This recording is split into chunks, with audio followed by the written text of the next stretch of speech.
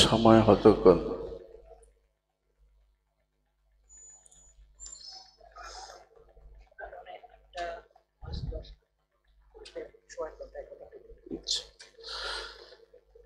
আসসালামু আলাইকুম ওয়া রাহমাতুল্লাহি ওয়া বারাকাতুহু।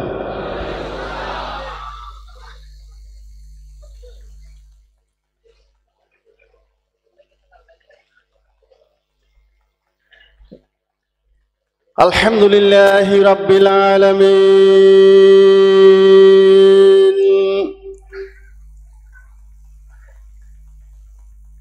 ওয়া বিহি নাস্তাঈন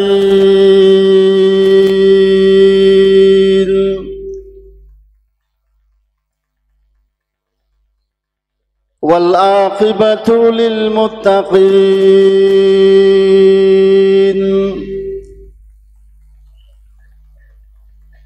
والصلاة والسلام على سائر الأنبياء والمرسلين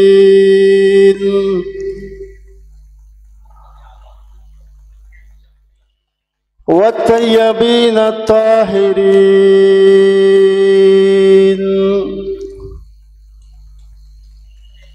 ومن اتبعهم بإحسان إلى يوم الدين.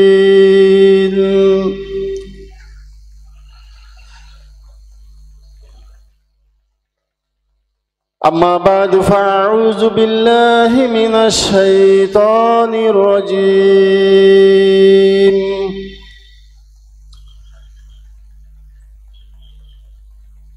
بسم الله الرحمن الرحيم.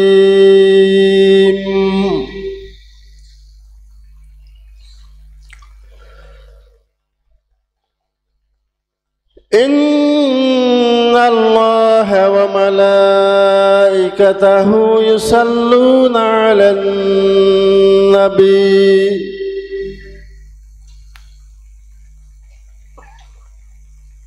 يا أيها الذين آمنوا صلوا عليه وسلموا تسليما. صلى الله على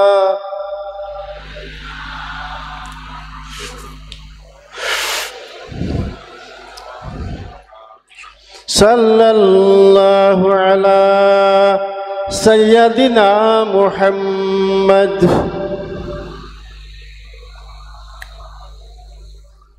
بلغ العلا بكماله كشف الدجى بجماله حسنت جميع خصاله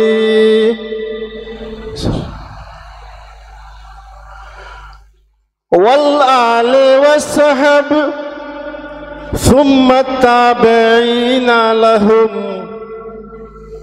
أهل التقى والنقى والحلم والكرم بلغ العلا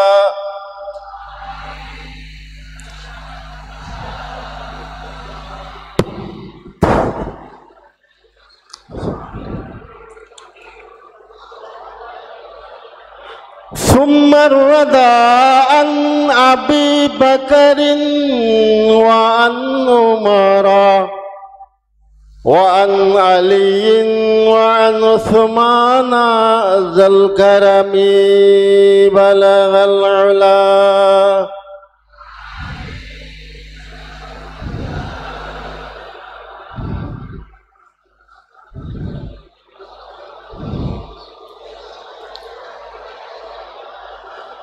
فاغفر لناشدها وارحم لقائرها نسألك الخير يا ذا الجود والكرم بلغ العلا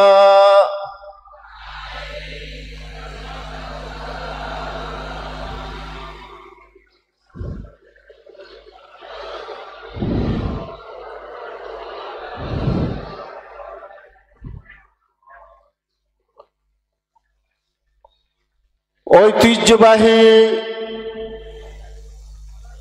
লোহাগাড়া থানার অন্তর্গত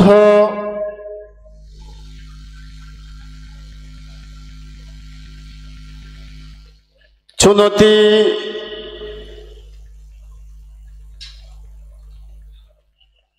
উনিশ দিন ব্যাপী পবিত্র সিরাতুন নবী সাল্লাল্লাহু আলাইহি ওয়াসাল্লাম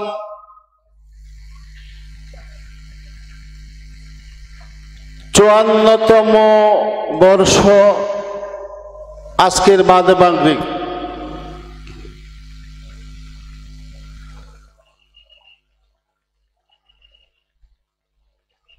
আমরা আল্লাহ সুবহানাহু ওয়া তাআলার দরবারে লাখ কোটি শুকরিয়া আদায় করছি যে রব্বুল ইজ্জত আজকের এই পবিত্র মাহফিলে আমাদেরকে আসার বসার আলোচনা শোনার তৌফিক দান করেছেন। আল্লাহ তাআলার বাসায় আমরা বড় করে আদায় করি আলহামদুলিল্লাহ।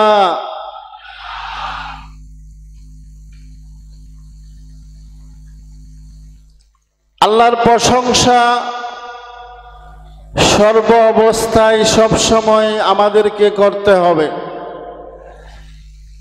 এবং যে কোনো ভাষায় আল্লাহর প্রশংসা করা যাবে, কিন্তু আল্লাহ তাআলার শিখানো ভাষা পবিত্র কোরআনের ভাষা আলহামদুলিল্লাহ, এই শব্দের মধ্যে আল্লাহর প্রশংসার যে অর্থ পাওয়া যায় পৃথিবীর আর কোনো শব্দের মধ্যে সে অর্থ পাওয়া যায় না। আমি স্মরণ করছি শ্রদ্ধার সহিত এই পবিত্র সিরাত নবী সাল্লাল্লাহু আলাইহি সাল্লামের বাণী হযরত শাহ সাহেব কেবলা রহমতুল্লাহি তাআলা আলাইহি, যাদের দুয়ার বিনিময়ে আজকে আমরা এখানে উপস্থিত হতে পেরেছি। আমি অত্র মাদ্রাসার ছাত্র। তিনি যখন ইন্তেকাল হচ্ছিলেন তখন আমি আলিম ক্লাসের তথা ইন্টার শ্রেণীর ছাত্র ছিলাম। এখানে হোস্টেলেই অবস্থান করেছিলাম।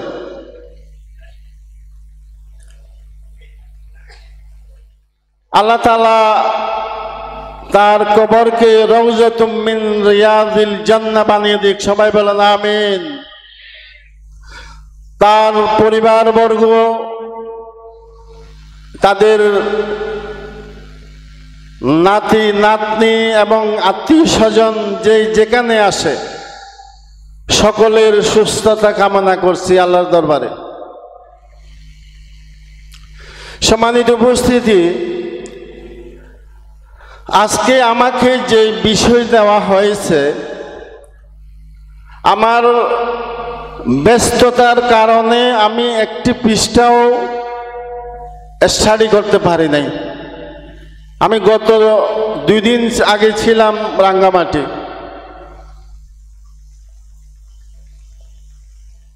প্রতিদিন প্রোগ্রাম আছে বিভিন্ন জায়গায়, দিনেও প্রোগ্রাম থাকে, রাত্রেও প্রোগ্রাম থাকে, যার কারণে এই বিষয় নিয়ে লেখাপড়া করার সুযোগ হয় নাই। 1, 2 নম্বর, এই বিষয়টি ওয়াজের বিষয় নয়। এই বিষয় হলো আলোচনার বিষয়। তৃতীয়ত, এ বিষয় বুঝার জন্য জ্ঞানী হতে হবে। যাদের জ্ঞানের অভাব তাদের বুঝে আসবে না। তো আমি সহজভাবে সংক্ষিপ্ত আকারে কিছু আলোচনা করব ইনশাআল্লাহ। এ বিষয় নিয়ে আমার 10টি বই আছে। আমি 5টি বই আমার সামনে আছে। এই 5টি বই থেকে 5টি পৃষ্ঠা আলোচনা করব। প্রায় 1000 পৃষ্ঠা। এই 1000 পৃষ্ঠার মধ্যে আমি 5টি পৃষ্ঠা আপনাদের সামনে আলোচনা করার জন্য চেষ্টা করব ইনশাআল্লাহ।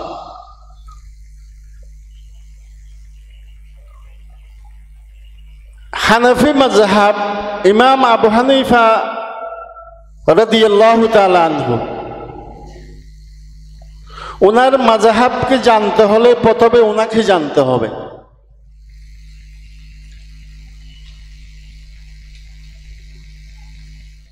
এবং আগেই বলে রাখি, মোল্লা আলী কালী রহমতুল্লাহি তাআলা আলাইহি মিশকাতের শরার মধ্যে বলেছেন, পৃথিবীর 3 ভাগের 2 ভাগ সারা বিশ্বের মধ্যে হানফি মাযহাব অবলম্বন করে।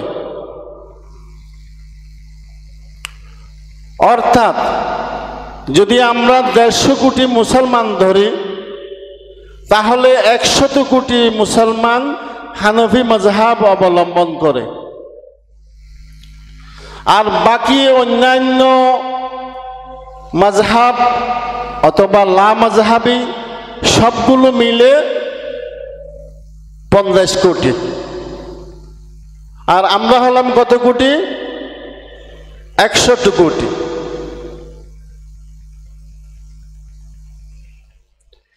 ইমাম আজম আবু হানিফা রহমতুল্লাহি তাআলা আলাইহি প্রসিদ্ধ মতান্তরে তিনি জন্মগ্রহণ করেছেন হিজরি সাল 80 হিজরিতে জন্মগ্রহণ করেছেন। কেউ বলেছেন 70 হিজরিতে জন্মগ্রহণ করেছেন, সেটার পিছনেও দলিল আছে। কেউ বলেছেন 61 হিজরিতে জন্মগ্রহণ করেছেন,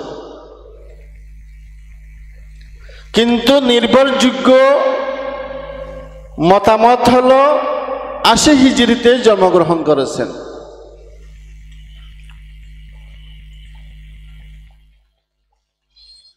ওনার সময়, ওনার যুগে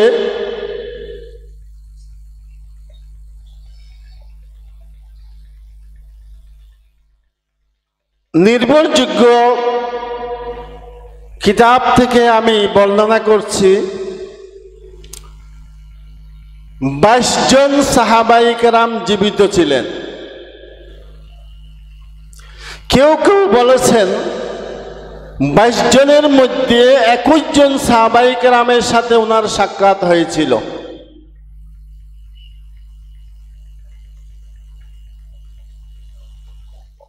ইমাম আবু হানিফা তিনি ছিলেন তাবেঈ। খায়রুকুম কারানি সুম্মাল্লাযীনা ইয়ালুনাহুম সুম্মাল্লাযীনা ইয়ালুনাহুম। রাসূলুল্লাহ সাল্লাল্লাহু আলাইহি ওয়াসাল্লাম বলেছেন, আমার যুগেই সোনালী যুগ, তারপরের যুগ, তারপরের যুগ। 3টি যুগের কথা বলেছেন। এই 3 যুগের মাঝখানের যুগ, দ্বিতীয় যুগের মধ্যে ইমাম আবু হানিফার জন্ম।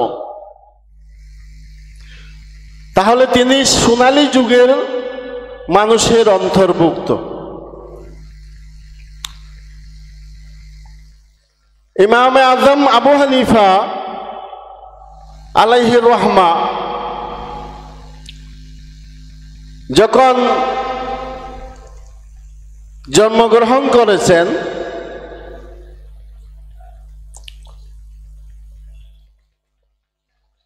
তখন এমন খেলাফতের যুগ ছিল যেই যুগে হক কথা বলা যেত না, সত্য কথা বলা যেত না, স্বাধীনভাবে মত প্রকাশ করার অধিকার ছিল না।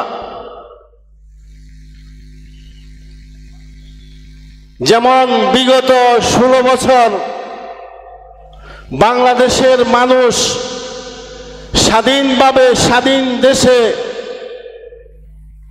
নিজের মত প্রকাশ করতে পারে নাই।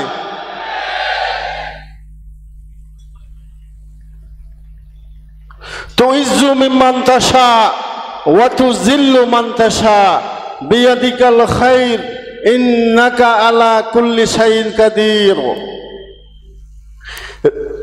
মানুষের সম্মান দেওয়ার মালিককে, অসম্মান করার মালিককে।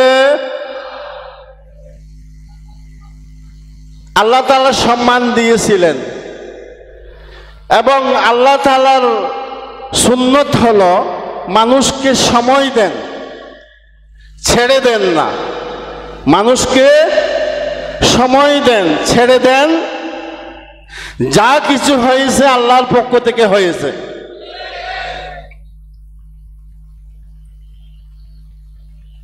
যদি তিনি নির্দোষ হন তাহলে তার লক্ষ লক্ষ কোটি ভক্ত, কর্মী, নেতা সবাইকে ছেড়ে পালিয়ে ভারতে চলে গেলেন কেন?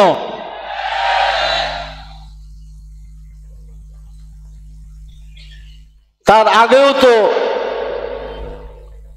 আমাদের দেশে বিপ্লব হয়েছে, আন্দোলন হয়েছে, তারা কারাবরণ করেছে, কিন্তু দেশ পালিয়ে যায় নাই। এই দেশে আর আসতে পারবে? রাজনীতি করতে পারবে?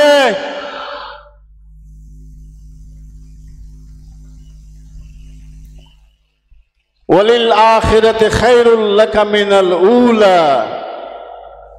আল্লাহ তাআলা আল্লাহ রাসূলের শানে বলেছেন, যার শেষ ভালো তার সব ভালো।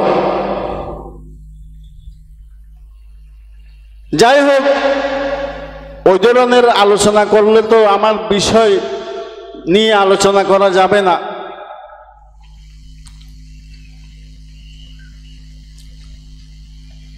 ইমাম আজম, ওনার পিতার নাম ছিলেন সাবিত।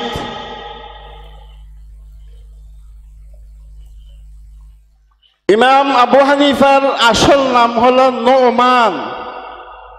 কি নাম? নোমান। আবার ইমাম আবু হানিফার পিতার দাদার নামও ছিল নোমান। দাদার নামও ছিল কি? নোমান। দাদা ইমাম আবু হানিফার পিতা সাবিতকে নিয়ে একবার হযরত আলী রাদিয়াল্লাহু তাআলা আনহুর দরবারে গেলেন। ওই দিন ছিল নওরুজ, নববর্ষ। এই নববর্ষের দিন সাথে নিয়ে গিয়েছিলেন ফালুদা।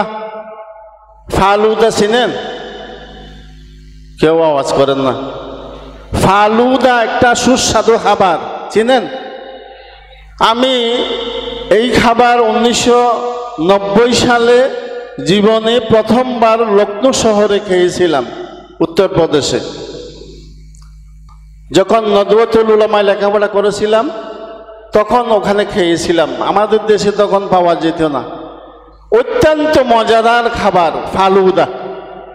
এই ফালুদা নিয়ে গিয়েছিলেন হযরত আলী রাদিয়াল্লাহু তাআলা আনহু। এই ফালুদা খেয়েছেন।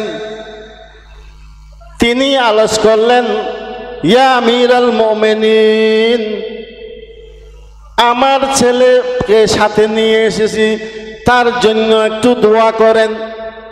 হযরত আলী রাদিয়াল্লাহু তাআলা আনহু ইমাম আবু হানিফার পিতার জন্য দোয়া করেছেন এবং সাথে তার বংশধর পরম্পরা যারা আসবে তাদের জন্য দোয়া করেছেন। সবাই বলেন সুবহানাল্লাহ। এখন আমাদের দেশে ছোট বাচ্চা, দুধের বাচ্চা, কোন বুজুর্গ আলেম, কোন আল্লাহর ওলি তাদের কাছে দোয়ার জন্য নিয়ে যায়, যায় কি না? আপনারা নিয়ে যান যে আমার বাচ্চাকে একটু হুজুর দোয়া করে দেন, এভাবে নিয়ে যায় না? এখন এইরকম নিয়ে যাওয়া আরেকটা দল বের হয়েছে, তারা বলে যে এটা নাকি বেদাত। সবাই বলেন নাউজুবিল্লাহ। হযরত হাসান বসরি রাদিয়াল্লাহু তাআলা আনহু হযরত হাসান বসরিকে দোয়ার জন্য হযরত উমর রাদিয়াল্লাহু তাআলা আনহুর কুলে দিয়েছিলেন। হযরত উমর রাদিয়াল্লাহু তাআলা আনহু হযরত হাসান বসরির সৌন্দর্য দেখে বললেন, এই ছেলে কত না সুন্দর, ফাসাম্মুহুল হাসানা, তোমরা এই ছেলের নাম হাসান রাখো। তাহলে হযরত উমর বেদাত করেছিলেন? বলেন, যেখানে সেখানে বেদাত, সব বেদাত নয়, এটা তাদের জ্ঞানের অভাব। যাই হোক, ওয়া আখিরুনা মিনহুম লাম্মা ইয়ালহাকু বিহিম, কোরআন শরীফের এই আয়াতের ব্যাখ্যা জিজ্ঞাসা করার জন্য সাহাবাই কেরামরা আল্লাহ রসুলকে জিজ্ঞাসা করলেন, ইয়া রাসূলুল্লাহ, তারা কারা যারা পরবর্তীতে এসে মিলিত হবে? কয়েকবার জিজ্ঞাসা করলেন, এইদিকে জিজ্ঞাসা করলে এইদিকে হয়ে যায়, এইদিকে জিজ্ঞাসা করলে এইদিকে হয়ে যায়। পাশে বসা ছিলেন হযরত সালমান ফারসি রাদিয়াল্লাহু তাআলা আনহু। হযরত সালমান ফারসি রাদিয়াল্লাহু তাআলা আনহু, কেউ বলেছেন উনি 250 বছর হায়াত পেয়েছেন, কেউ বলেছেন 300 বছর হায়াত পেয়েছেন, কেউ বলেছেন 600 বছর হায়াত পেয়েছেন, কেউ বলেছেন তিনি হযরত ঈসা আলাইহিস সালামকেও দেখেছেন এবং রাসূলুল্লাহ সাল্লাল্লাহু আলাইহি সাল্লামকেও দেখেছেন। একজন সাহাবী একমাত্র, কেবলমাত্র, শুধুমাত্র তিনি হলেন হযরত সালমান ফারসি রাদিয়াল্লাহু তাআলা আনহু। হযরত সালমান ফারসি রাদিয়াল্লাহু তাআলা আনহুর কাঁধের মধ্যে হাত দিয়ে রাসূলুল্লাহ সাল্লাল্লাহু আলাইহি ওয়াসাল্লাম বললেন, লাউ কানাল ঈমান ইনদা সুরাইয়া লাতানাউলু মিন রাজুলিন ফারিস। অন্য রাওয়ায়াতে ও রিজাল ফারিস, দুই রকম বর্ণনা এসেছে। এখানে এই হাদিসটি 4টি শব্দ ব্যবহার হয়েছে, লাউ কানাল ঈমান, লাউ কানাল ইসলাম, লাউ কানাদ দ্বীন, লাউ কানাল ইলম, এভাবে 4 রকম বর্ণনা এসেছে হাদিসের মধ্যে। এই হাদিস বুখারী মুসলিমের হাদিস। যদি ঈমান বলেন, দ্বীন বলেন, ইলম বলেন, ইসলাম বলেন, সুরাইয়া নক্ষত্র যদি বসে যায় সেখান থেকে আহরণ করে নিয়ে আসতে পারবেন কারা? ফারস্য বংশধর। এই হাদিস বর্ণনাকারী হলো 70 জন সাহাবী। কয়জন?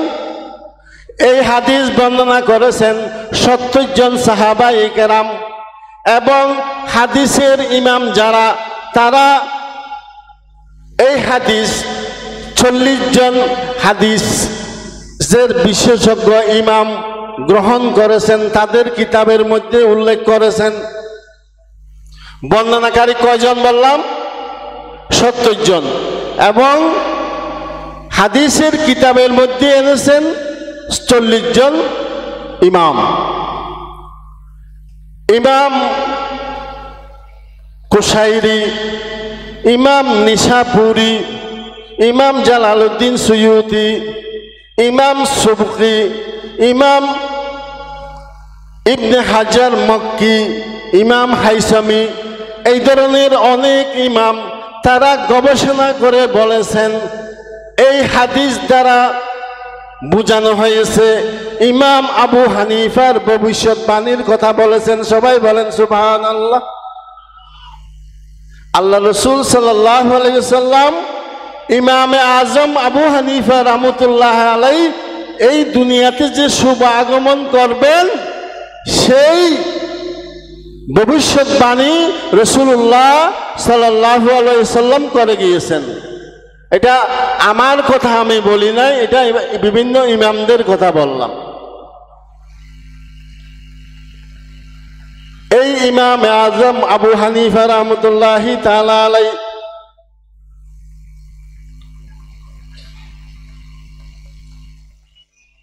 ওনার যুগে 22 জন সাহাবায়ে কেরাম জীবিত ছিলেন এবং ইমাম আবু হানিফা রাহমাতুল্লাহি তাআলা আলাইহি ওনার যত উস্তাদ সবাই হলেন তাবেঈ অথবা সাহাবী, তাবেঈ অথবা সাহাবী, তার নিচের স্তর নাই, তার নিচের স্তরে নাই। কারণ ইমাম আবু হানিফা নিজেই তাবেঈ, তো নিচের স্তরের মানুষ তো ওনার উস্তাদ হওয়ার কোনো সম্ভাবনা নাই। বিভিন্ন ইমামরা বিভিন্ন পরিসংখ্যান দিয়েছেন। হাদিসের ইলমের জগতে ইমামে আজম আবু হানিফা রাহমাতুল্লাহি তাআলা আলাইহির 4000 উস্তাদ ছিল। সবাই বলেন সুবহানাল্লাহ। কয় হাজার? 4000। আমাদের কয়জন আছে? আমাদের কয়জন? ইমাম আজমের 4000 উস্তাদ ছিলেন হাদিসের। এমন একটি ফিতনাবাজ দল বের হয়েছে, তারা বলে ইমাম আবু হানিফা নাকি হাদিস জানে না। নাউজুবিল্লাহ বলেন, আরো জোরে বলেন নাউজুবিল্লাহ। ইমাম আজম আবু হানিফার বর্ণিত 40,000 হাদিসের একটা কিতাব আছে, কিতাবটি আমার কাছে আছে, আল মওসুআতুল হাদিসিয়া লে ইমাম আবি হানিফা 20 খণ্ড। এখানে সমস্ত ইমাম আবু হানিফার বর্ণিত হাদিসগুলো একত্রিত করা হয়েছে এবং ইমাম আবু হানিফার ছাত্র যারা 125 জন, সিহা সিত্তা, সুনান আরবা, তিরমিজি, নাসাই, ইবনে মাজাহ, আবু দাউদ, এগুলো সিহা সিত্তার কিতাব বলা হয়। এই কিতাবগুলোর মধ্যে বর্ণিত হয়েছে 125 জন ছাত্রের হাদিস। সবাই বলে সুবহানাল্লাহ।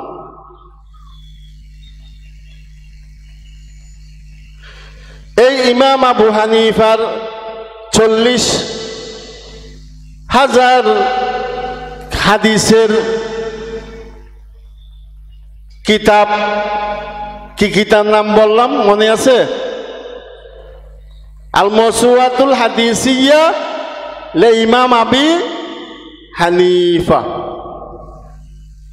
এই ইমাম আবু হানিফার উস্তাদের সংখ্যা 4000। শুধু তাই নয়, ইমাম আবু হানিফার উস্তাদের মধ্যে ঔলাদে রাসূল ছিল 9 জন। আল্লাহর রসুলের বংশধর ছিল 9 জন। 4 জন ইমাম হুসাইনের বংশধর, 4 জন ইমাম হাসানের বংশধর, মোট 8 জন। আরেকজন হলো হযরত আব্দুল্লাহ ইবনে আব্বাসের নাতি জাফর বিন তাম্মাম।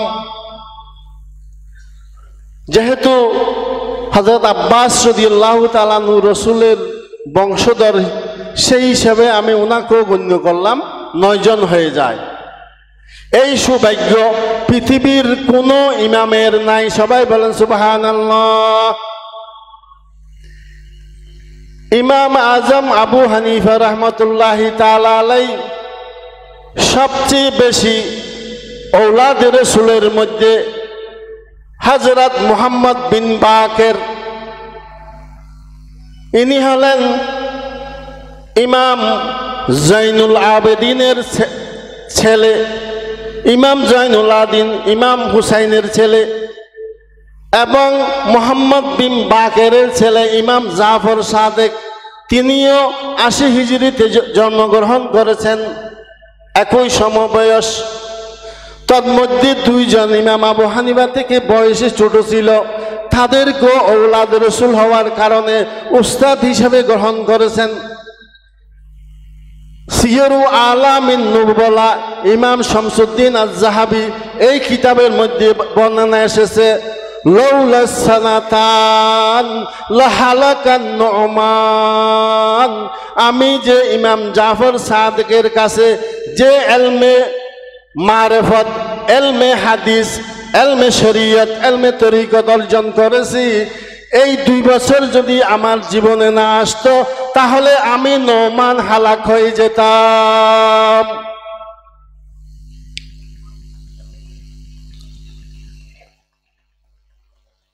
এই ইমামে আজম আবু হানিফা রহমতুল্লাহি তাআলা আলাইহি জীবনে আলোচনা করে শেষ করা যাবে না। আমি তো মাঝখানে কয়েকটা পয়েন্ট আলোচনা করে যাচ্ছি। ইমাম আবু হানিফা রহমতুল্লাহি তাআলা আলাইহি যে হাদিসগুলা বর্ণনা করেছেন, ওই হাদিসগুলোর আলাদা কিতাব আছে, আলাদা কিতাব আছে। যারা বলে ইমাম আবু হানিফা হাদিস জানে না, তাহলে আমি তাদেরকে প্রশ্ন করি, ইমাম আবু হানিফার যুগে ফিকহ সৃষ্টি হয়েছে, মাসলা মাসাইল সৃষ্টি হয়েছে, প্রথমে ইমাম আবু হানিফা এই কাজ করেছেন, তাহলে তার আগে তিনি কোন শিক্ষা অর্জন করেছেন? তার উস্তাদদের কাছ থেকে কোন শিক্ষা, কিসের জ্ঞান অর্জন করেছেন? তার আগে ছিল এলমে হাদিস, তার আগে ছিল কি? এলমে হাদিস। এলম বলতে হাদিসকে বোঝানো হতো সেই যুগে এলম শব্দ ব্যবহার করলে হাদিসকে বোঝানো হতো। ইমাম আবু হানিফা হাদিস রেওয়ায়েত কম করেছেন, এই কথা ঠিক, যেহেতু তিনি হাদিস দেরায়েত করেছেন, বর্ণনা কম করেছেন। অনেকেই বলে ইমাম আবু হানিফার হাদিস বুখারী শরীফে নাই, ইমাম বুখারী ইমাম আবু হানিফার হাদিস গ্রহণ করেনি। তখন আমি তাদেরকে প্রশ্ন করি, ইমাম শাফির বড় মুহাদ্দিস ছিলেন, জবরদস্ত মুহাদ্দিস ছিলেন, অনেক বড় মুহাদ্দিস ছিলেন, ইমাম শাফির কোন হাদিস ইমাম বুখারী গ্রহণ করে নাই। আবার বলি, ইমাম বুখারী ইমাম মুসলিম দুইজন কাছাকাছি সময়ের লোক। ইমাম বুখারী ১৯৪ হিজরি জন্ম এবং ইমাম মুসলিম ২০২ হিজরি জন্ম, ৮ বছর ব্যবধান। পরস্পর ছাত্র উস্তাদ এবং পরস্পর হাদিসের মধ্যে আমার ছাত্র। একই সাথে একই যুগে মুসলিম শরীফ এবং বুখারী শরীফ সংকলিত হয়েছে, লেখা হয়েছে, কিন্তু ইমাম মুসলিম ইমাম বুখারী থেকে একটিও হাদিস গ্রহণ করে নাই।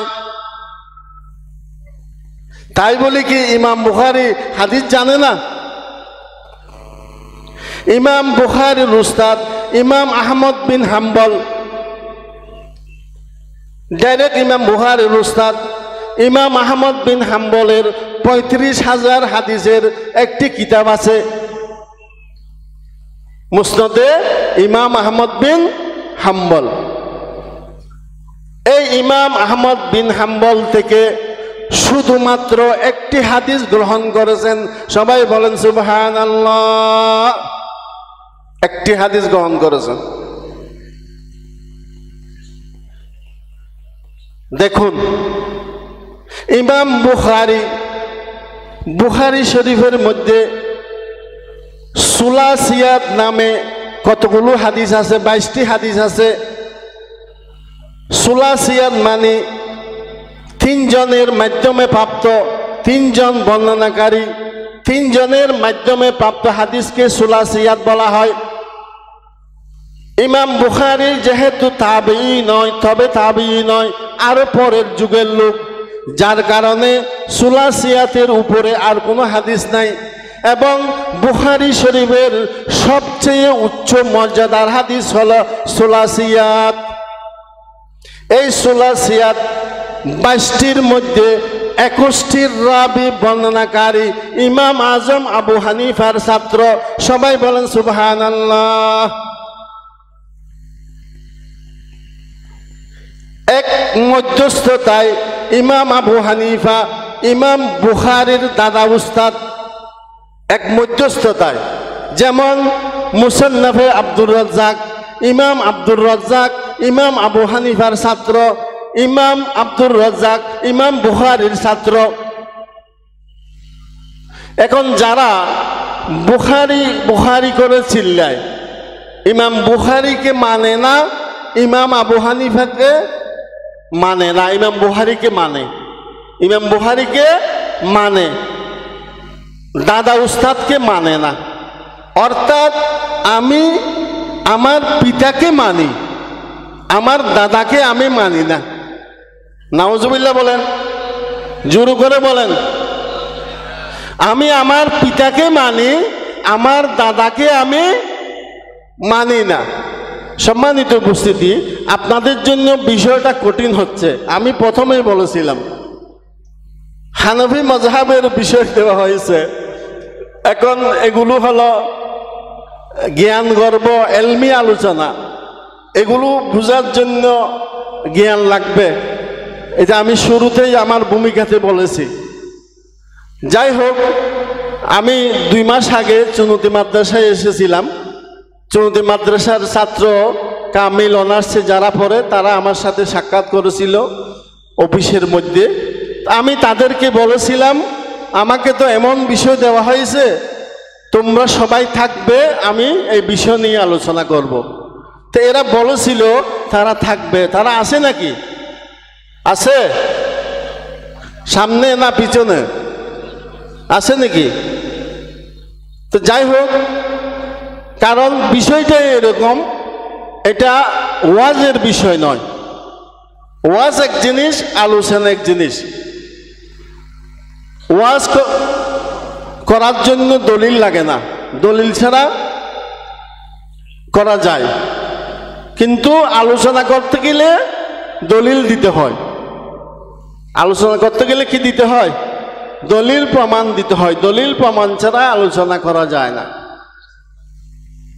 জি, তো এই সুলাসিয়াতের কথা বলেছিলাম। 22টি সুলাসিয়াত ইমাম বুখারীর কাছে, তার উপরের স্তরের কোনো হাদিস নাই। আমি সামনে আর যেটা বলতে চাচ্ছি সেটাও আপনারা বুঝবেন না, তারপরে বলছি। আরেকটা বলে সুনাইয়াত, 2 জনের মাধ্যমে প্রাপ্ত হাদিস। 2 জনের মাধ্যমে প্রাপ্ত ইমাম বুখারীর কাছে কোনো হাদিস নাই। ইমাম মালিকের কাছে 2টি হাদিস আছে। কয়টি? 2টি।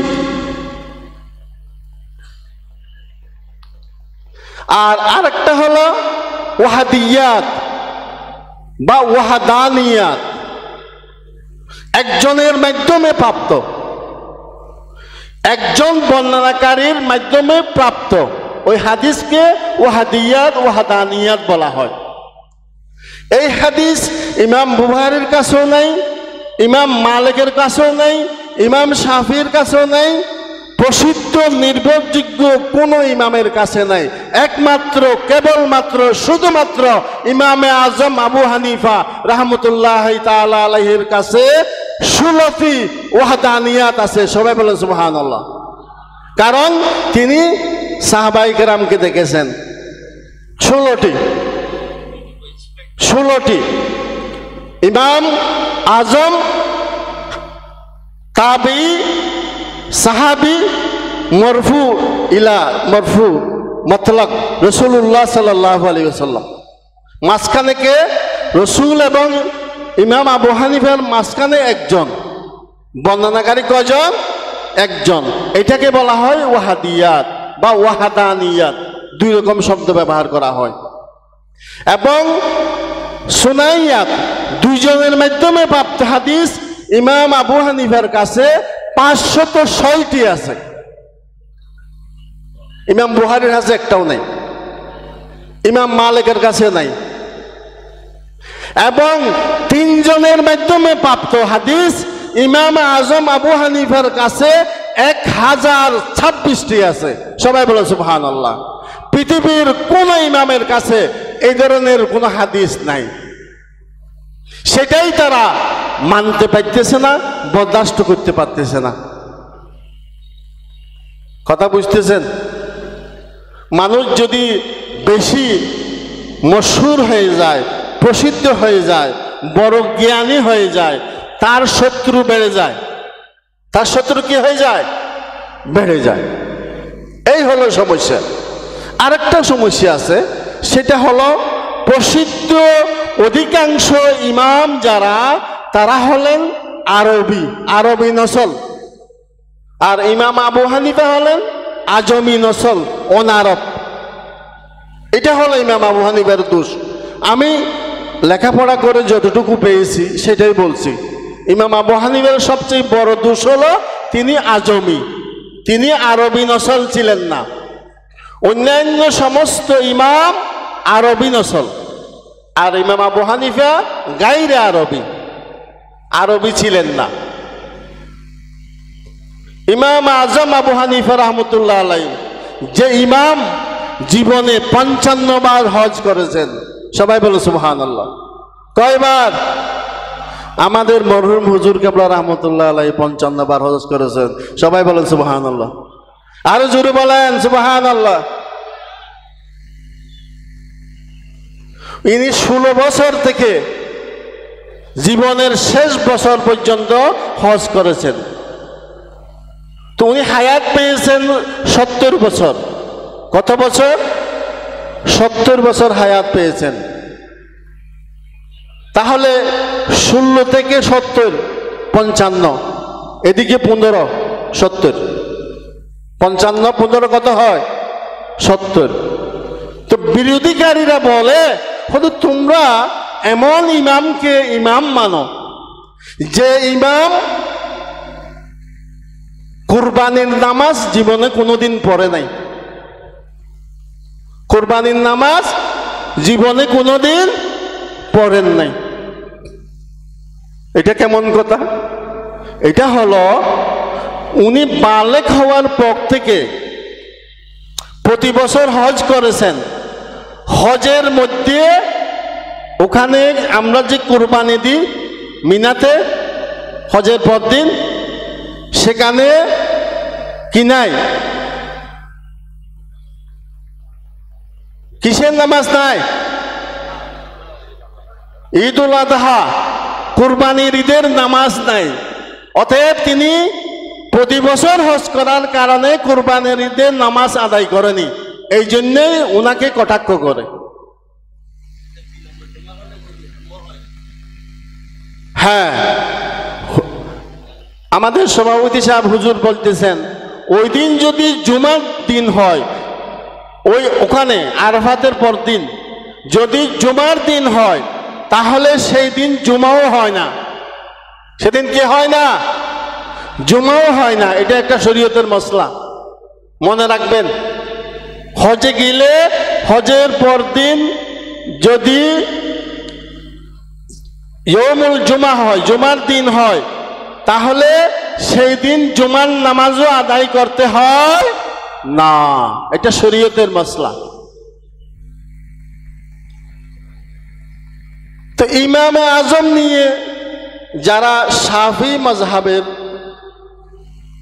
তারা এটা একটা কৌতুক, হাসির জন্য বলে, আমাদের ইমাম যখন দুনিয়াতে এসেছেন কে?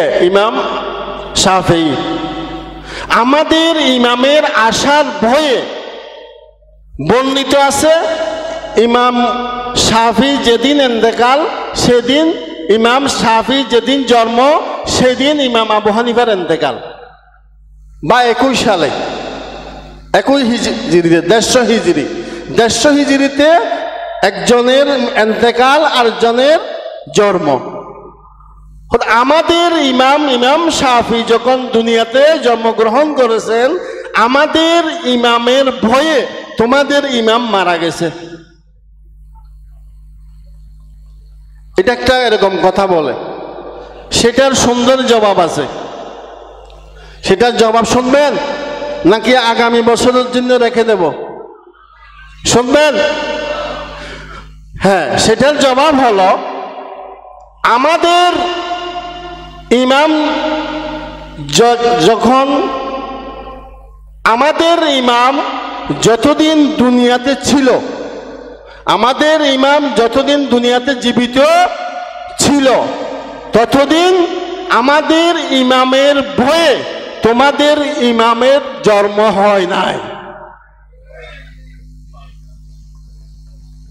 আমার এই কথার পিছনে দলিল আছে। কি দলিল?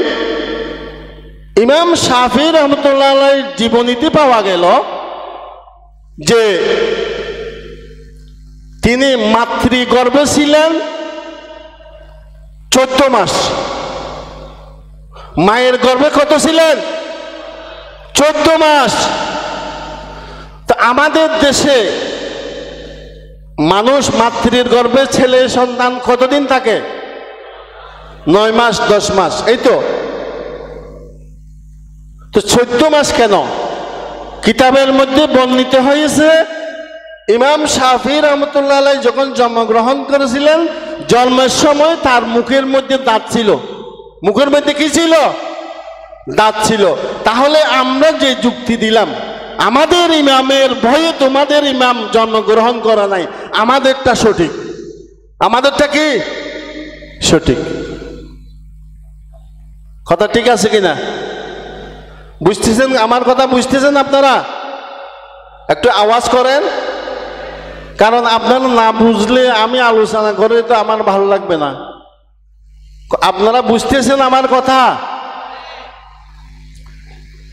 একটু দরুদ শরীফ পড়েন। সালাতুল্লাহি আলাল হাদি মুহাম্মদ, সালামুল্লাহি আলাদ দাঈ মুহাম্মদ, সালাতুন ইয়া রাসূলুল্লাহ আলাইকুম, সালামুন ইয়া হাবিবাল্লাহ আলাইকুম, মুহাম্মদ সরওয়ারে দুনিয়া ওয়াদি হ্যায়, मुहम्मद बेहतर कुल आफरी है, सलातुल्लाहि अलल हादी मुहम्मद, सलामुल्लाहि अलद दाई मुहम्मद।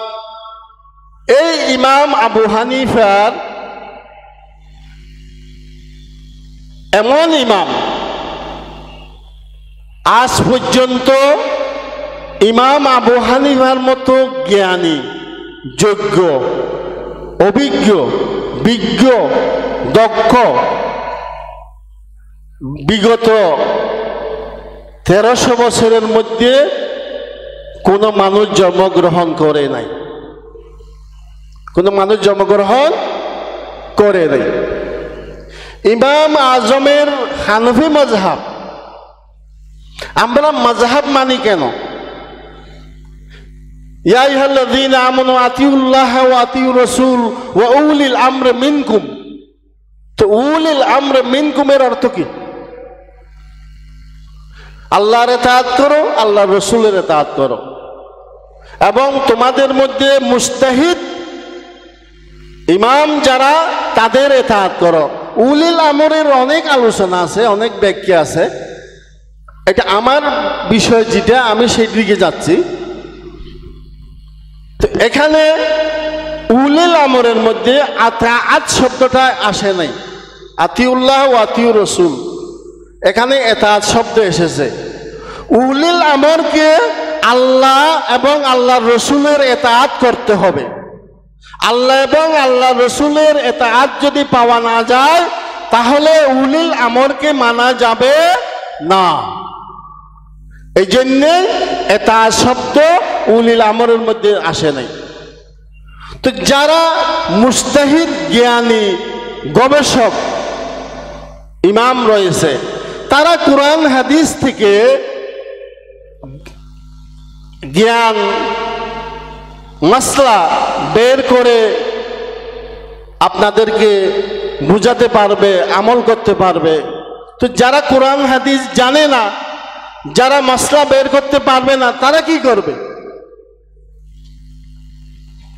তো অবশ্যই সেই দৃষ্টিকোণ থেকে আমাদের মতো সাধারণ যারা লোক তাদের উপর মাযহাব মানা ওয়াজিব। মাযহাব মানা কি ওয়াজিব। আর যারা মাযহাব মানে না তারা বলে যে আমরা আহলে হাদিস। আহলে হাদিস বলতে কোনো কিছু নাই, আহলুল হাদিস নামে কোনো কিছু নাই। আহলুল হাদিস বলা হয় যারা হাদিস চর্চা করে, যারা হাদিস গবেষণা করে, যারা হাদিস বর্ণনা করে, তাদেরকে বলা হয় আহলুল হাদিস। তারা হলেন লা মাযহাবী, তারা আহলে হাদিস নয়। আমি চ্যালেঞ্জ করলাম, তারা আহলে হাদিস নয়, নয়, নয়, তারা লা মাযহাবী। তো তারা এত ফিতনা ফাসাদ কেন করে? বলে যে হাত এখানে বাঁধতে হবে, বারবার হাত উঠাতে হবে, বড় করে আমিন বলতে হবে। আমি বিতর্কে যাব না, আপনাদেরকে বোঝার জন্য বলছি। বারবার হাত উঠালো নামাজ হবে, বারবার হাত না উঠালেও নামাজ হবে। প্রথম একবার হাত উঠাইতে হবে, হাত উঠানোটা সুন্নত। প্রথম একবার হাত উঠাতে হবে, বারবার হাত না উঠালেও নামাজ হবে। হাত এখানে বাঁধলেও নামাজ হবে, হাত এখানে বাঁধলেও নামাজ হবে। অতএব এগুলা নিয়ে বিতর্ক কেন? হাত উঠালেও নামাজ হবে, হাত না উঠালেও নামাজ হবে। তদ্রূপ বড় করে আমিন বললেও নামাজ হবে, আমিন ছোট করে বললেও নামাজ হবে। শুধু তাই নয়, আমিন না বললেও নামাজ হবে। তো এগুলা নিয়ে তর্ক কেন? এগুলা নিয়ে ফিতনা কেন? এগুলা নিয়ে ফাসাদ কেন? বরং আমিন শব্দ এটা কোনো কোরআনের শব্দ নয়, এটা কোরআনের শব্দ নয়। তো কোরআনের শব্দ যদি না হয় তাহলে কেরাত হিসেবে আমিন শব্দ বলা যাবে না, বড় করে আমিন বলা যাবে না। আপনারা কোরআন শরীফ খুলে দেখেন, আমিন এটা কোরআনের শব্দ নয়, এটা দুয়া, এটা দুয়া। আল্লাহ রসুল বলেছেন ওয়ালাদ-দাল্লিন, এই কথা বললে তোমরা বলবে আমিন। কি বলবে? আমিন। যাই হোক, এখন এগুলা নিয়ে আমাদের দেশে তর্ক বিতর্ক। দেখেন, ইমাম আব্দুল্লাহ ইবনে মুবারক এবং ইমাম সুফিয়ান আস-সাউরি, এই দুইজন ইমাম আবু হানিফার যুগের লোক। এবং ইমাম আব্দুল্লাহ ইবনে মুবারক ইমাম মালিকেরও ছাত্র, ইমাম আবু হানিফার ইন্তেকালের পরে। ইমাম আবু হানিফার ছাত্র ইমাম আব্দুল্লাহ ইবনে মুবারক তিনি বলেছেন মন জানাল বেলাদা ওয়ামান আলাইহা, মন জানাল বেলাদা ওয়ামান আলাইহা ইমাম আল মুসলিমিনা আবু হানিফা। সবাই বলে সুবহানাল্লাহ। সারা শহরকে যিনি আলোকিত করেছেন এবং এই শহরে যা কিছু আছে তাকে, তিনি হলেন ইমাম আজম আবু হানিফা রাহমাতুল্লাহ আলাইহি। আল্লাহ রসুলের উম্মতের মধ্যে অনেক অনেক ইমাম এসেছেন, হাদিসের ইমাম, তাফসিরের ইমাম, ফিকহের ইমাম, হাদিস শাস্ত্রের ইমাম, তাফসির শাস্ত্রের ইমাম। কিন্তু ইমাম আজম একজন। ইমাম আজম কয়জন? একজন, একমাত্র, কেবলমাত্র, শুধুমাত্র আমাদের ইমামে আজম আবু হানিফা রাহমাতুল্লাহ আলাইহি। কেউ মানক আর না মানক, ইমাম আজম আবু হানিফা দ্বিতীয় আর কেউ ইমাম আজম হতে পারে নাই, কিয়ামত পর্যন্ত পারবে না।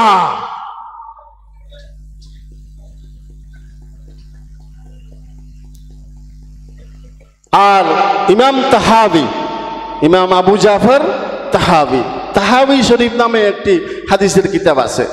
তিনি প্রথমে শাফি মাযহাবের ছিলেন। ওনার উস্তাদ ছিল শাফি মাযহাবের ওনার আপন মামা। তো ওনার সাথে একটা মাসলা নিয়ে তর্ক হয়েছে। সেটা হলো, ওনাকে জিজ্ঞাসা করা হলো, কোনো গর্ভিত মহিলা মারা গেলে নির্দিষ্ট কিছু সময় পর্যন্ত পেটের মধ্যে বাচ্চা জীবিত থাকে। এটা বর্তমানে আধুনিক যুগের সায়েন্সও বলে, বিজ্ঞানও তাই বলে। একজন গর্ভবতী মহিলা মারা গেলে তার পেটের মধ্যে নির্দিষ্ট কিছু সময় বাচ্চা জীবিত থাকে। তো এই জীবিত বাচ্চাকে পেট কেটে ওই বাচ্চাকে বের করা যাবে কি না,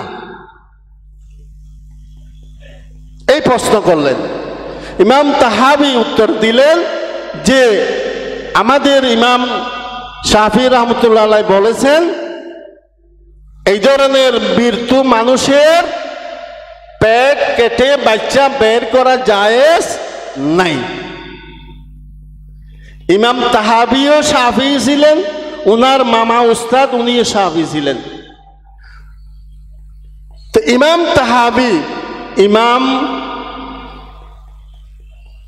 উনার মামাকে বললেন, আজ থেকে আল্লামা মুনজেমি উনার মামাকে বললেন যে আমি আজ থেকে শাফি মাযহাব তালাক দিলাম। শাফি মাযহাব কি দিলাম? তালাক দিলাম। মামা রাগ করে বলল যে তুমি জীবনে কোনোদিন লেখাপড়া শিখতে পারবে না, কোনো বড় আলেম হতে পারবে না, এরকম বলেছিলেন, রাগ করে বলেছিলেন। পরে ইমাম তাহাবি তো একজন বড় ইমাম হয়ে গেলেন। পরে ইমাম তাহাবি বলেছিলেন, হাই রে, আমার মামা যদি আজকে জীবিত থাকতো, উনি যে কসম করেছিলেন আমি যে লেখাপড়া শিখতে পারবো না, তাহলে তিনি আমাকে দেখলে আজকে উনাকে কসমের কাফারা দিতে হতো, কসমের কাফারা দিতে হতো। সম্মানিত উপস্থিতি, এরা বলে যে ইমাম আজম আবু হানিফা হাদিস জানে না। তো ইমাম আবু হানিফার হযরত আবু বকর সিদ্দিক রাদিয়াল্লাহু তাআলা আনহু পর্যন্ত ইমাম আবু হানিফার দুটি হাদিসের সনদ আছে। কয়টি? দুইটি। ইমাম হযরত ফারুক আজম রাদিয়াল্লাহু তাআলা আনহু পর্যন্ত দুইটি হাদিসের সনদ আছে। হযরত আলী রাদিয়াল্লাহু, হযরত উসমান গনি রাদিয়াল্লাহু তাআলা আনহু পর্যন্ত দুইটি হাদিসের সনদ আছে। হযরত আলী রাদিয়াল্লাহু তাআলা আনহু পর্যন্ত তিনটি হাদিসের সনদ আছে। হযরত উম্মে সালমা রাদিয়াল্লাহু তাআলা আনহা পর্যন্ত 8টি হাদিসের সনদ আছে। হযরত আয়েশা সিদ্দিকা রাদিয়াল্লাহু তাআলা আনহা পর্যন্ত 6টি হাদিসের সনদ আছে। এইভাবে অন্যান্য সাহাবায়ে কেরামদের মধ্যে যারা মুহাদ্দিস ছিলেন তাদের প্রত্যেকের হাদিসের সনদ ইমাম আবু হানিফার কাছে আছে। ইমাম হাসান বসরির কথা বলেছিলাম, যিনি 21 হিজরিতে জন্মগ্রহণ করেছেন, 110 হিজরিতে ইন্তেকাল করেছেন, 90 বছর হায়াত পেয়েছিলেন। তো বসরা, কুফা থেকে বসরা অনেক দূরে, প্রায় 1000 কিলোমিটার দূরে। এই 1000 কিলোমিটার দূরে ইমাম আজম আবু হানিফা 20 বার সফর করেছেন ইমাম হাসান বসরির সাথে সাক্ষাৎ লাভ করার জন্য। সবাই বলেন সুবহানাল্লাহ। 20 বার। ইমাম আজম আবু হানিফা ওনার মাজার হলো কুফা শহরে, বাগদাদে। আমি 1998 সালে যাওয়ার সুযোগ হয়েছিল। বর্তমানে ফিলিস্তিন যেখানে যুদ্ধ হচ্ছে সেখানেও যাবার সুযোগ হয়েছিল। বাইতুল মুকদ্দাসে জুমার নামাজ আদায় করেছিলাম এবং এশারের নামাজ আদায় করেছিলাম। একদিন এক রাত ছিলাম ফিলিস্তিনে, জর্দানে ছিলাম এবং বাগদাদে ছিলাম এক সপ্তাহ। তো ইমাম আবু হানিফার মাজারে গিয়ে যা দেখলাম, যা বুঝলাম, সেগুলো তো আলোচনা করে বর্ণনা করে শেষ করতে পারবো না। ইমাম শাফি রহমতুল্লাহি তাআলা আলাই কোনো মসলার মধ্যে দ্বন্দ্বের মধ্যে পড়ে গেলে, সমাধান করতে পারছে না এরকম সমস্যায় পড়ে গেলে তিনি ইমাম আবু হানিফার মাজার জিয়ারত করার জন্য যেতেন। সেখানে গিয়ে নামাজ আদায় করতেন ইমাম আবু হানিফা যেভাবে সেইভাবে। সবাই বলেন সুবহানাল্লাহ। তো ওনার শিষ্য যারা ওনাকে জিজ্ঞাসা করেছেন, আপনি আমাদেরকে বলেছেন এইভাবে নামাজ পড়ার জন্য, এইভাবে বারবার হাত তোলার জন্য, আর আপনি আবু হানিফার মাজারে গেলে সেখানে আপনি আবু হানিফা যেভাবে নামাজ আদায় করে সেইভাবে করেন কেন? তো তিনি উত্তর দিয়েছিলেন, ইমাম আবু হানিফা যে হাদিসের উপর আমল করে সেই হাদিসও সহি, সেই হাদিসও কি সহি। এই কারণে আমি ইমাম আবু হানিফার অনুসরণ করি, ইমাম আবু হানিফার অনুসরণ করি। তো ইমাম আজম আবু হানিফার আলোচনা আর কি বলবো, দুই একটি ঘটনা ওদিকে যায়। ওনার জুহুদ, ওয়ারা, তাকওয়া, পরহেজগারি, খুদাবিতি, আল্লাহওয়ালা কেমন ছিলেন। তিনি ব্যবসা করতেন, কাপড়ের ব্যবসা করতেন। একবার তিনি সফরে গেলেন। এই সফরে যাওয়ার সময় তার দোকানে কিছু খারাপ কাপড় ছিল, নষ্ট কাপড়। সফর থেকে ঘুরে এসে দেখা গেল ওই নষ্ট কাপড়গুলো তার কর্মচারীরা বিক্রি করে দিয়েছে। এটা জানার পর যাবতীয় ওনার কাপড়ের হিসাব করে সেই যুগে 25,000 দিরহাম তিনি সদকা করে দিয়েছেন। সবাই বলেন সুবহানাল্লাহ। আমাদের দেশে বর্তমানে দোকানে কোনো নষ্ট কাপড় যদি, নষ্ট মাল যদি বিক্রি করে টাকা পায়, খুশি হবে? খুশি হবে কিনা? খুশি হবে। বরং কর্মচারীকে বকশিস দেবে, বাহ তুমি একটা ভালো কাজ করেছো। আর ইমাম আজম কি করেছেন? ওই সমস্ত টাকাগুলো সদকা করে দিয়েছেন। এই ইমাম আজম একবার একটি জানাজার নামাজ পড়ার জন্য এই রকম সিরতের মতো মাঠের মতো একটি মাঠের মধ্যে গেলেন। জানাজা লাশ আসতে দেরি হচ্ছে, ভীষণ রোদ। একজন বললেন, হুজুর ওইদিকে একটি গাছ আছে, ছায়া আছে, সেখানে গিয়ে দাঁড়ালে ভালো হয়, এখানে তো রোদ, রোদের মধ্যে দাঁড়াতে কষ্ট। ওখানে গিয়ে গাছের ছায়াতে গেলেন। যাওয়ার পর জিজ্ঞাসা করলেন, এটা কার বাড়ি? এটা অমুক অমুক অমুকের বাড়ি। এই কথা শোনার পর ওখান থেকে মানুষ যেভাবে দৌড়ে চলে যায় সেভাবে চলে গিয়েছেন। পরে ওনাকে জিজ্ঞাসা করা হলো, আপনি এখানে দৌড়ে চলে গিয়েছেন কেন? তিনি উত্তর দিলেন, এই ব্যক্তি আমার কাছ থেকে কিছু টাকা কর্জ নিয়েছিল। এই টাকা কর্জ নেওয়ার কারণে আমি যদি এসি, সে যদি আমাকে দেখে, অনেক দিন হয়ে গেছে আমার টাকা ফেরত দিচ্ছে না, আমাকে দেখলে সে লজ্জা পাবে, অথবা টাকার বিনিময়ে তার বাড়ির গাছের ছায়ায় আমি আশ্রয় নিচ্ছি, সে এটা মনে করবে, সেই জন্যই আমি এখান থেকে পালাইলাম। সবাই বলেন সুবহানাল্লাহ। দেখেন এটা কেমন ইমাম। এটা কি ইমাম আজম এমনি হয়েছে? ইমাম আজম এটা কি এমনি হয়েছে? এত সহজ ইমাম আজম হওয়া? এই ইমামে আজমের ঘটনা তো অনেক। আমি বলেছি না, এই বিষয়ের উপর আমি 10টি বই লিখেছি শুধু ইমাম আজমের উপর। তো এই হানাফি মাযহাব পৃথিবীর ইতিহাসে, পৃথিবী যখন থেকে সৃষ্টি হয়েছে বর্তমান পর্যন্ত, এই পৃথিবীর ইতিহাসে ফিকহে হানফি, হানফি মাযহাবের মাসলা মাসাইল ফিকহ একমাত্র, কেবলমাত্র পরিপূর্ণ, পূর্ণাঙ্গ অন্য কোনো মাযহাবের ফিকহের মাসলা পূর্ণাঙ্গ নয়। বর্তমান আধুনিক যুগে ব্যবসা বাণিজ্য, ক্ষেত খামার, লেনদেন, বৈদেশিক লেনদেন ইত্যাদি ইত্যাদি যত রকমের সিস্টেম আছে, যত রকমের রাষ্ট্রনীতি আছে, সবগুলো হানাফি মাযহাবের মধ্যে পরিপূর্ণ, অন্য মাযহাবের মধ্যে পরিপূর্ণ নয়, পরিপূর্ণ নয়। একজন ইংরেজ দার্শনিক সে বলেছে, তাকে জিজ্ঞাসা করা হয়েছিল, আপনারা ঈসা আলাইহিস সালাম একজন আল্লাহর নবী, তাকে পেয়ে তার পাওয়ার পরও আপনারা পথভ্রষ্ট হয়ে গেছেন কেন? খ্রিস্টান তারা পথভ্রষ্ট হয়ে গেছে কেন? তিনি বলেছেন, ইমাম আবু হানিফার মতো যদি একজন ব্যক্তি খ্রিস্টান ধর্মে থাকতো তাহলে কোনো খ্রিস্টান পথভ্রষ্ট হতো না। এটা খ্রিস্টানদের কথা। কার কথা? খ্রিস্টানদের কথা। বর্তমানে খ্রিস্টানরা বলে, আমরা ইউরোপ আমেরিকায় গেলে ওখানে ইসলাম দেখি, ওরা তো মুসলমান নয়, এরা তো মুসলিম, ওখানে ইসলাম দেখি কিন্তু মুসলমান দেখি না, মুসলমান দেখি না।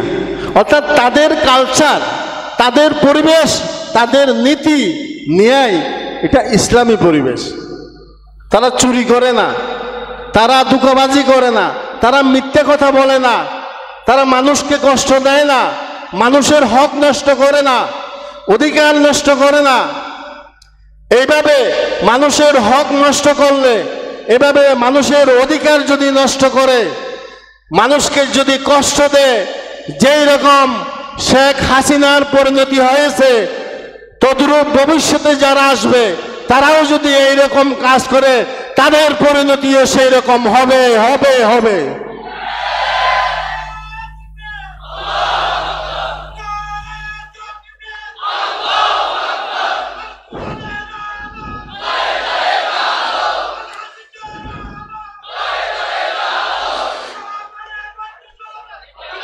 এবং তাকে জিজ্ঞাসা করা হলো, আপনি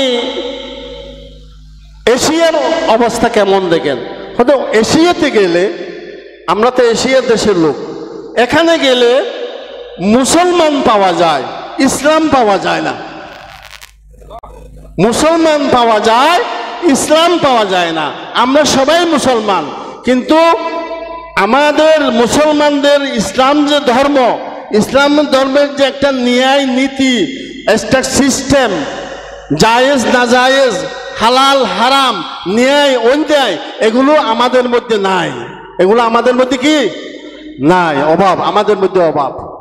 সম্মানিত হাজিরিন, শুধু আলোচনা শুনলে হবে না, এই আলোচনা ভালো মতে ধারণ করতে হবে, আমল করার চেষ্টা করতে হবে। আপনারা গত 19 দিন যাবত যে আলোচনা শুনেছেন, এগুলা কি আমল করার জন্য রাজি আছেন? মাত্র কয়েকজন? সবাই রাজি আছেন? সবাই হাত তুলেছেন? আমল করার জন্য চেষ্টা করবেন। নিজের ছেলে মেয়ে, পরিবার বর্গ, আত্মীয় স্বজন, তাদেরকে আমল করার জন্য চেষ্টা করবেন। যাই হোক, আমার আলোচনার মধ্যে আরো অনেক কিছু আছে, এগুলো আরো জটিল, এগুলো আরো জটিল, এগুলো সাধারণ মানুষের বিষয় নয়, যার কারণে আমি এগুলো এড়িয়ে যাচ্ছি। আমার সামনে যে বইগুলো আছে, আমার বই, এগুলোর মধ্যে সব কিছু আছে দলিল ভিত্তিক। এগুলো দলিল দিয়ে সব ইমামদের কথা, মুস্তাহিদ গবেষক ইমামদের কথা এখানে। তো এইগুলো প্রথমেই বলেছিলাম, আবারও বলছি, এগুলো জ্ঞানী লোক হতে হবে। এই বিষয় নিয়ে আলোচনা করতে হলে, আলোচনা শুনতে হলে, সেই জন্যেই আমি এই কথাগুলা এড়িয়ে যাচ্ছি। তো এই 1000 বছরে পৃথিবীর মধ্যে 2বার ইসলামী শাসন এসেছিল। কয়বার? দুইবার। এই দুইবারই ইসলামী শাসন প্রতিষ্ঠা করেছিল হানফি মাযহাবের উপর। সবাই বলে সুবহানাল্লাহ। কোন মাযহাবের উপর? হানফি মাযহাবের উপর। মালিকি মাযহাব, শাফি মাযহাব, হাম্বলি মাযহাবের উপর পৃথিবীর ইতিহাসে কোনো জায়গায় শাসন হয় নাই, হতে পারবে না। এখন বর্তমানে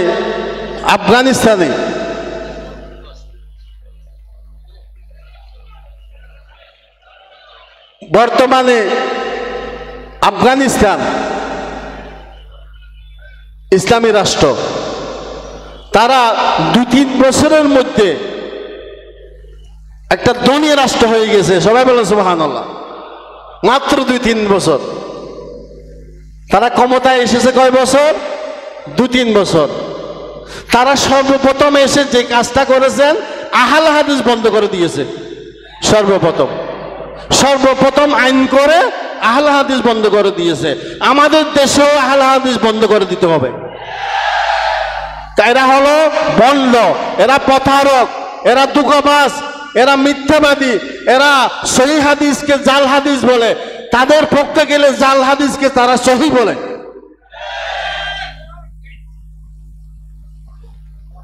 যাই হোক, সেটা তো আমার বিষয় নয়। সেই বিষয় যদি থাকতো এবং বাজি সাহেবও যদি থাকতেন, তাহলে আমি জোর দিয়ে এটার উপর বলতাম। কারণ ওনার সাথে আমার সাথে একমত এই বিষয় নিয়ে। আমার সাথে ওনার সাথে এই বিষয় নিয়ে অনেক কথা হয়েছে। তো যাই হোক, আমি অনেক আলোচনা করেছি। আপনারা কি আমার কথাগুলো বুঝেছেন? বুঝতে পেরেছেন? সবাই বুঝতে পেরেছেন? আমাকে খুশি করার জন্য বলছেন? যাই হোক, আল্লাহ তাআলা আমাদেরকে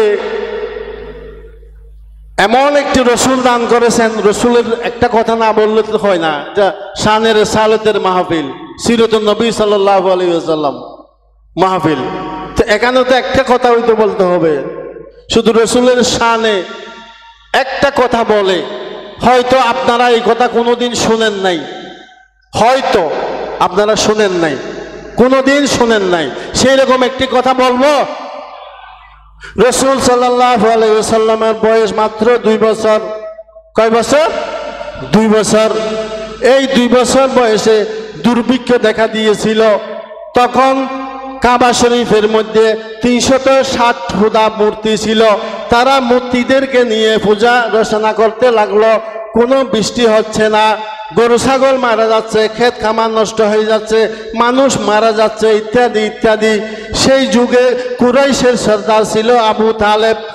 ওই কাফের মুশরিকরা গেল আবু তালেবের কাছে, আপনি আমাদের নেতা, আপনি আমাদের জন্য কোনো ব্যবস্থা করেন।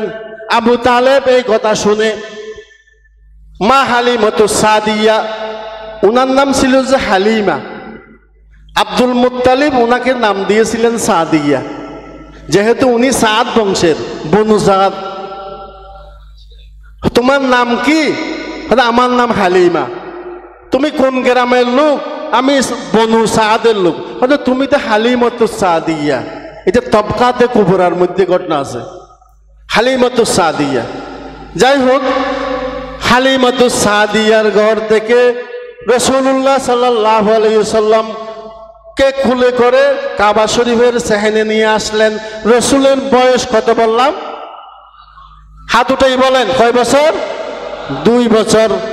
কাবা শরীফের সেহেনে নিয়ে আসলেন। আল্লাহ রসুলের 2টি হাত কাবা শরীফের সেহেনে স্পর্শ করলেন। স্পর্শ করে বললেন, ইয়া রব, এই শিশু বাচ্চা মুহাম্মদের উসিলায় তুমি বৃষ্টি বর্ষণ করো। এই কথা বলার সাথে সাথে আকাশে কোনো মেঘ ছিল না, কোনো বাতাস ছিল না, বৃষ্টি হওয়ার কোনো সম্ভাবনা ছিল না। সাথে সাথে বৃষ্টি বর্ষিত হয়েছে। সবাই আবু তালেব ছিল কবি। আবু তালেব ছিল কি? কবি।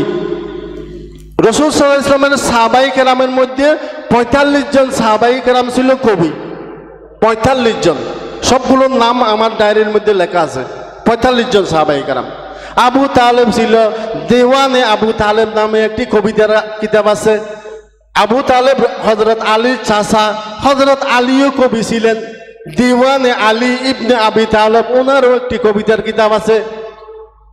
সাথে সাথে খুশিতে, বৃষ্টি হওয়ার খুশিতে তিনি ওই মুহূর্তে দুইটি কবিতা আবৃত্তি করলেন, দুইটি কবিতা তিনি শোনালেন। আজকে একটি শোনাবো, আরেক লাইন আগামী বছরের জন্য রেখে দেব। وأبيض يستسقى الغمام بوجهه وأبيض يستسقى الغمام بوجهه ثمال اليتامى عصمة للأرامل। এটা এক লাইন, আর এক লাইন আগামী বছর। সেটা হলো, হেই পূর্ণিমার চন্দ্রের মতো ধবধবে চেহারার অধিকারী, রসুলের শান বর্ণনা করতেছে। যার চেহারার উসিলা দিয়ে দোয়া করলে আল্লাহ তাআলা বৃষ্টি বর্ষণ করে। আর তিনি হলেন এতিমদের রক্ষণাবেক্ষণকারী এবং বিধবাদের আশ্রয়স্থল। সবাই বলে সুবহানাল্লাহ। 2 বছর শিশুকে আবু তালেব সম্বোধন করতেছে এতিমদের রক্ষণাবেক্ষণ, বিধবাদের আশ্রয়স্থল। আল্লাহ রসুল বিয়ে করেছেন কয় বছরে? 25 বছরের প্রথম, বাকিগুলো 40 বছরের পরে। সবগুলো বিধবা ছিল একজন ছাড়া, সবগুলো শিখেছিল একজন ছাড়া। আর 2 বছর বয়সে আবু তালেব সম্বোধন করতেছে ইসমতুল লিল আরামিল। আরামিল বলা হয় বিধবা মহিলাকে, ইসমতুল লিল আরামিল। কথা বুঝতেছেন? সম্মানিত উপস্থিতি, এগুলা কিচ্ছা কাহিনী নয়। এই কবিতা যেটা আমি পড়েছি সেটা বুখারী শরীফের মধ্যে আছে। কোথায় আছে? সবাই বলেন কোথায় আছে? বুখারী শরীফের মধ্যে আছে। কার কবিতা বললাম? আবু তালেবের কবিতা। সম্মানিত উলামায়ে কেরাম, আপনাদের দৃষ্টি আকর্ষণ করছি, আবু তালেবের কবিতা বুখারী শরীফের মধ্যে কিভাবে বর্ণিত হলো? আবু তালেবের শান, আবু তালেবের মান কেমন উলামায়ে কেরাম জানেন। ওনার কবিতা বুখারী শরীফে কিভাবে আসলো, এই প্রশ্ন রেখে আমার কথা এখানেই শেষ করছি। ওমা আলাইনা ইল্লাল বালাগ। আসসালামু আলাইকুম ওয়া রাহমাতুল্লাহি তাআলা ওয়া বারাকাতুহু।